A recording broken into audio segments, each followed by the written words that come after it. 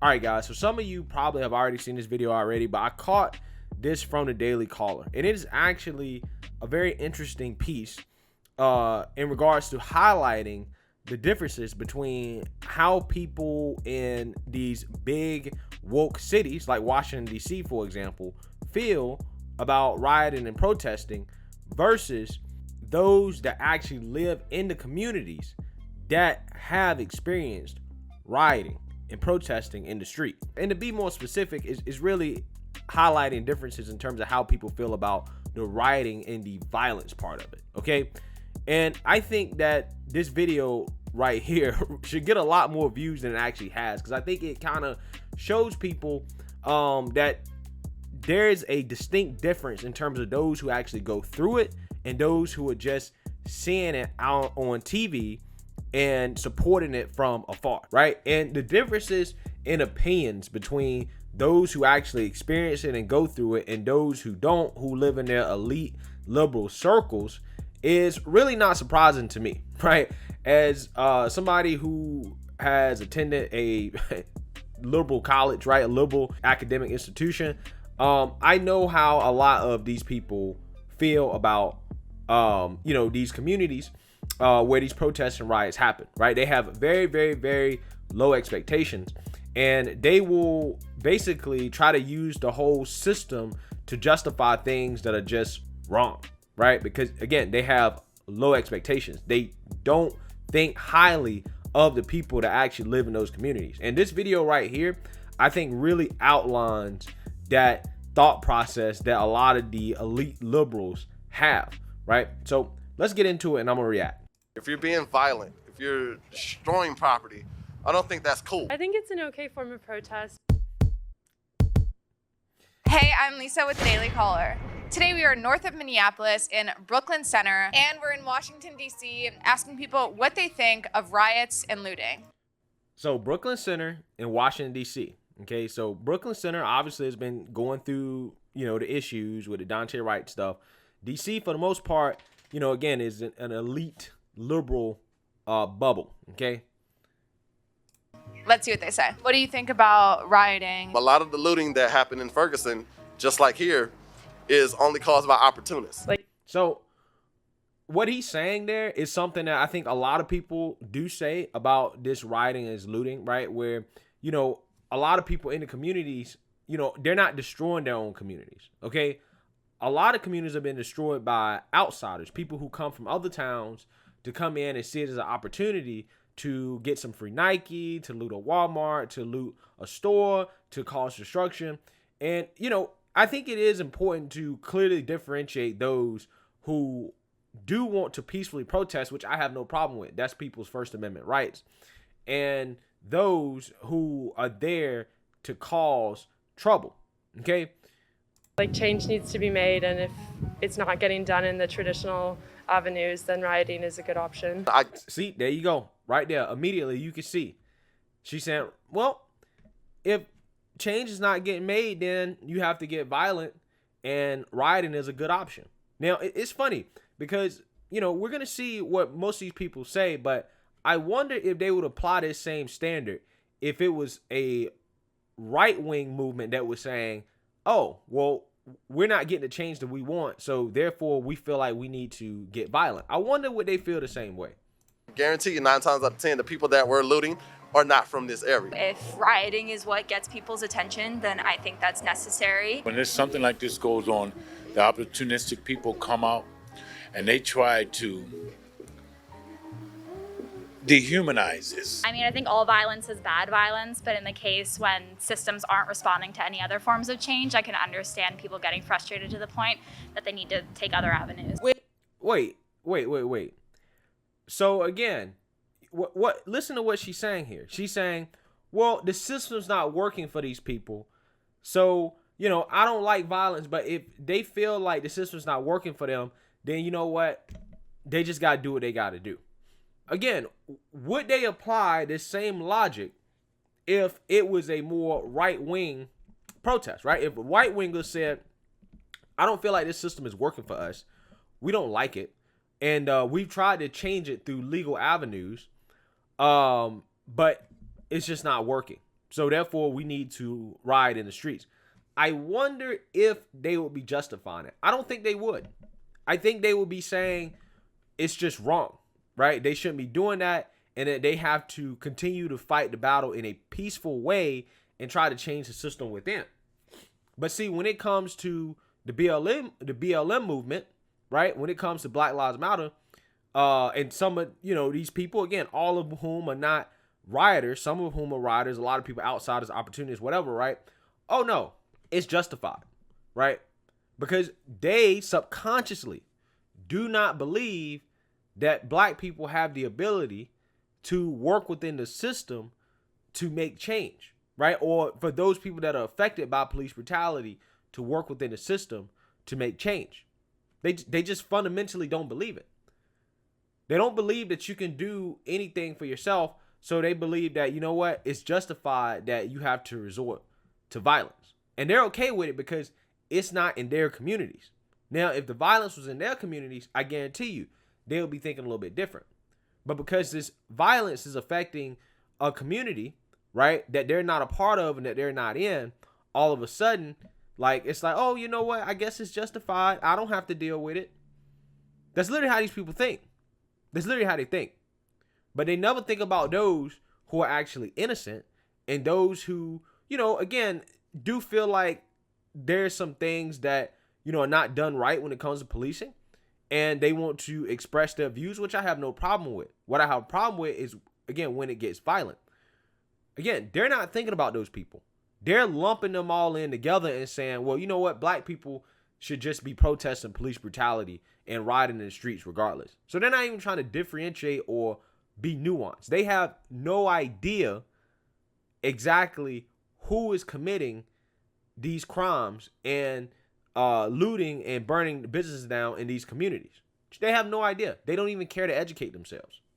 We ain't gotta be out here doing the dumb shit. The one that is doing the dumb shit is the ones that's taking this shit to a different toll. I think that there's a lot of systematic oppression within the United States, and that looting and rioting is very small in comparison to that. I think there's a lot of systematic oppression in the United States. What she's saying is that I think that black people are at the bottom of the bottom, right? I have no high expectations for them because the system is holding them down. They can't rise above the system, so therefore it's okay for those people to be violent and to burn down their own communities, while at the same time not changing any laws, right? Not changing any of the system. So effectively what has happened is that we have a bunch of people who've lost their businesses, whose livelihoods have been destroyed, but no laws have been changed. So what have you accomplished? Again, this thought process never happens with these elite liberals living in these cities that don't have to deal with this stuff because they don't care, right? There's no consequences for them. They can just say this and say, well, that's just, what they have to do, right? They don't think about, okay, are they actually accomplishing what they're saying they're accomplishing? How long has this Black Lives Matter thing been going? Since Obama. No laws have been changed, right? Nothing's been changed. So is this really working? I don't think so. I think a more concentrated effort to point out the systemically racist laws that people say exist, and if you point them out, and you should probably work to change those things in a targeted way rather than the protesting on the streets. Those are two different separate. We have protesters and then we have rioters. Again, it's funny how people that are actually in the communities are able to differentiate the good guys and the bad guys, right? But the people that are not in those communities, they can't differentiate that.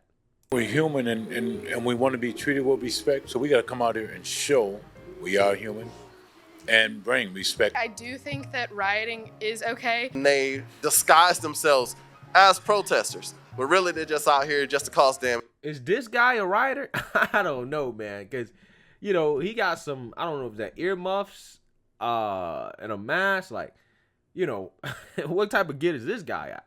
It seems like he might be one of those guys. I ain't saying he is. That's just a joke, but, I just find it funny. And when the damage done, they go back to their neighborhoods and they're back to their communities where none of this is going on. I hesitate on when there's violence involved, but I also understand that when violence is involved, it's normally because there's no other way to get your point across. Oh, no other way to get your point across, right? Again, would they be saying this if this was right-wing led? I don't think so. I really don't. I really don't. But again, they think that these people, right, that are affected by, police violence, right, or, black people or people that are protesting, oh, they think they're helpless. They have no other choice. Again, it's hard bigotry of low expectations, right? That people say soft. No, this is hard bigotry right here. They don't think you have the ability to work within the system. They don't think you have the ability to create change in a civilized way. That's just what they think. And I guarantee you, she's also afraid of being called racist. She is. A lot of these people, you notice, they happen to be white women. They are afraid to death of being called racist, right? So they have to go out here and say things they know is wrong because they just don't want to be called racist, right? They hate that. There's a lot of people that will melt at the thought of being called racist by somebody else for something that they said or for having a certain belief. So they have to go out here and just give the woke liberal narrative, even though they know deep down inside that's not how they actually feel. These little kids that have to look out here and see this, and nobody is concerned. I don't think rioting or any form of violence is okay, but I also understand that their voices have been silenced for a long time. A lot of rioters are just kind of using the situation to just steal stuff, and I don't stand by that. They feel like they're silenced, so that's what they're doing to make it loud and everyone can hear. They feel like they're silenced. Who feels that way, right? Who told you that? Who gave you the narrative that black people feel like they don't have a voice? Because, anybody literally can go on social media and put out their message, and that message is projected to millions of people right around the world. When people say, oh, a certain group of people don't have a voice, are we living in the 50s, the 60s, right? No, we're living in a social media era. Everybody has a voice. If you really believe something and you feel a certain way, you can literally just get on social media and say what you have to say, and people will hear it, right? The individual has more of a voice than they've ever had at any point in history, period, because of social media. So this whole they don't have a voice argument, I think is bunk.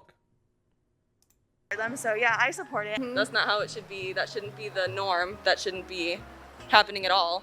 It's really gross. You feel for the people, the businesses and all that, but at the same time, both sides of the aisle do it.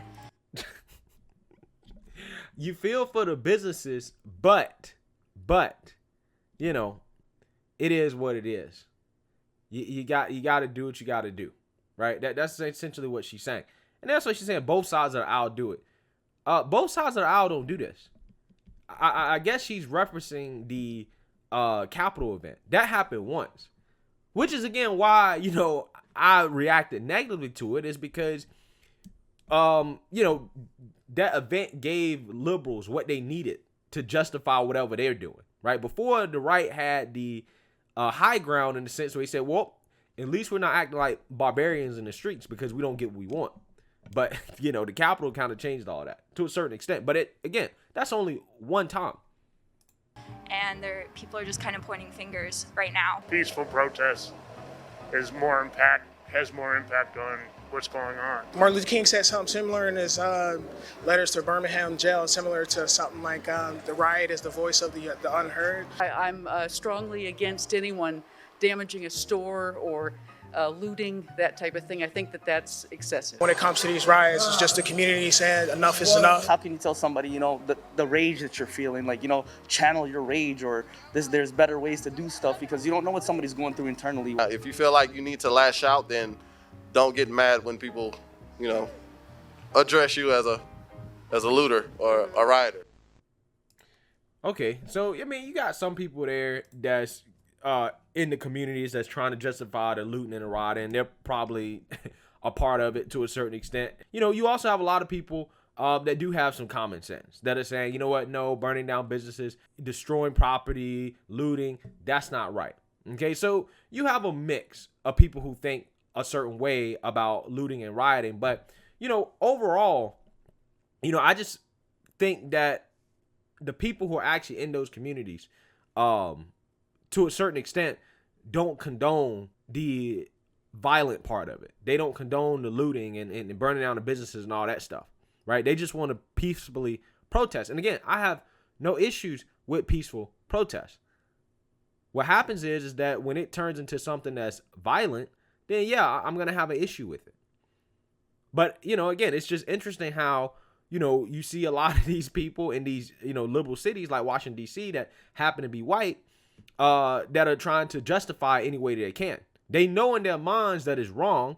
They know in their minds that it's not going anywhere. But again, they have such low expectations for the people that live in those communities that they just be like, well, I guess they have to, because, they can't work within the system. They don't have the ability to make change in the system like it should be done, right? Like the things that all peaceful activists have advocated for. So, I just find the difference to be interesting, and I wanted to react to that. So let me know what you guys think. Make sure you like, comment, and subscribe. Most importantly, share a Black conservative perspective. Peace.